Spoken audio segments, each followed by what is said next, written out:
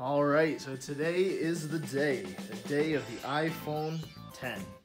So here in front of me, I have two iPhone 10s, and just for nostalgia's sake, the very first iPhone in a comparison to what it is 10 years later. So let me tell you, I was at the Apple store this morning.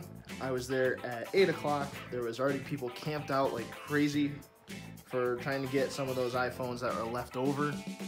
It was absolutely nuts, but luckily I reserved 3 of mine and was able to go right to the store, pick them up, walk in, walk out. I was done within half an hour.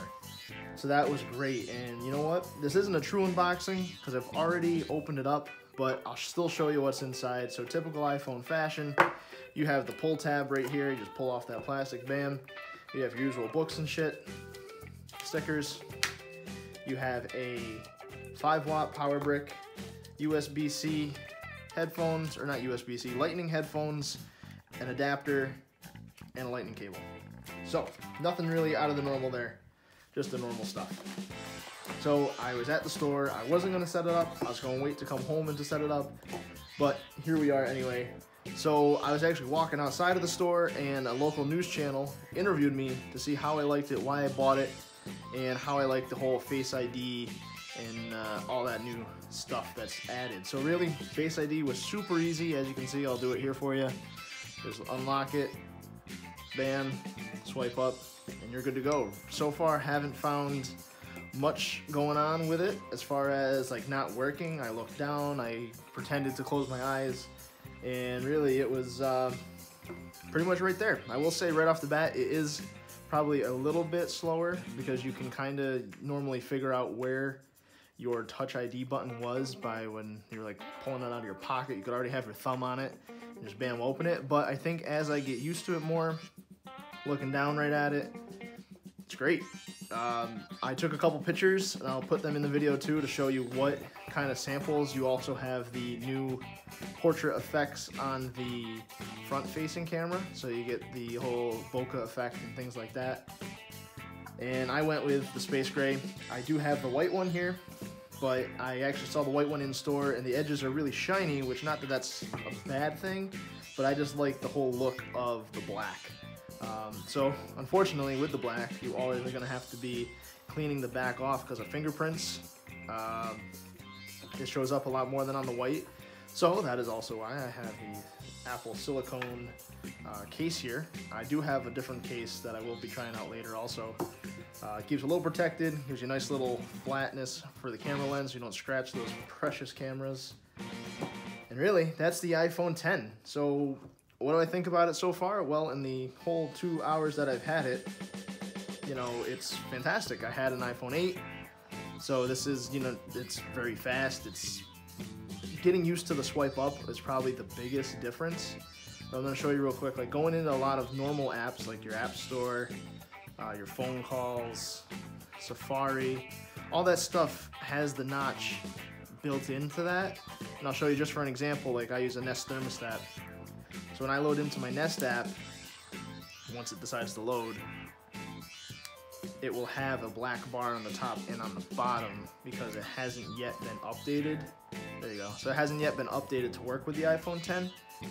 So there's that. I will say a lot of other stuff has been updated. Music, you know, all that great stuff. YouTube, the YouTube app has, but the YouTube Studio has not. So I'm sure, you know, it's gonna update, being that the phone is released very quickly. Developers will be getting right on that.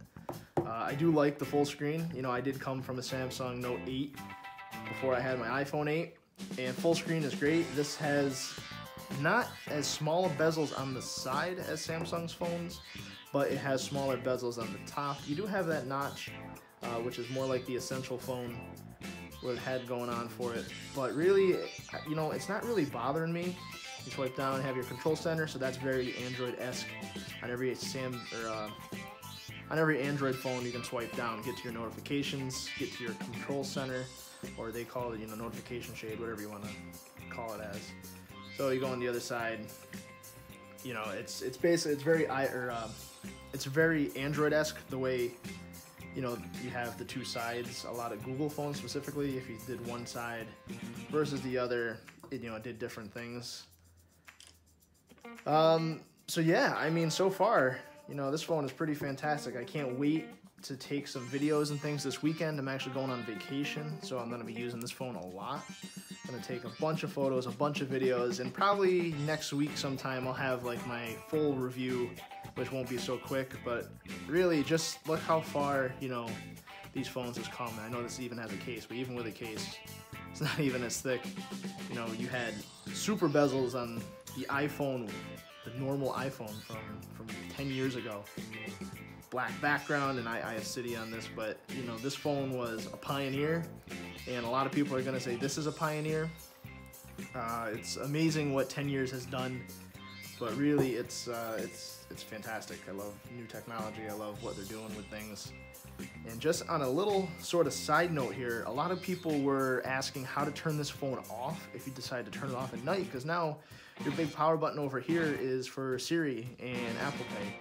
So you can either hold the top volume and that big home power button, get your slide to toggle or your emergency SOS, or when I was messing around in the settings, if you go to general, all the way down, you have a shutdown, which then brings up your toggle also. So that's gonna change how things work a little bit more. Also, you know, you have a different app switcher, how that works. Gave me a hard time for a second trying to get used to it. Then actually when you hold your finger on it, that's how you can minimize or get rid of the running apps versus before where you could just flick up or flick down. It takes a little bit. Obviously there is a small learning curve, but so far this phone is fantastic. I can't wait to use it some more. So this was Jared from TechWorks, back with the first look, for at least from my channel, at the iPhone 10. I know a lot of people had early reviews, but unfortunately that was not me. I can't wait to get into this more. I can't wait to receive the other iPhone I'm getting. So today was a great day, and I hope this video served you well. Thanks again. See ya.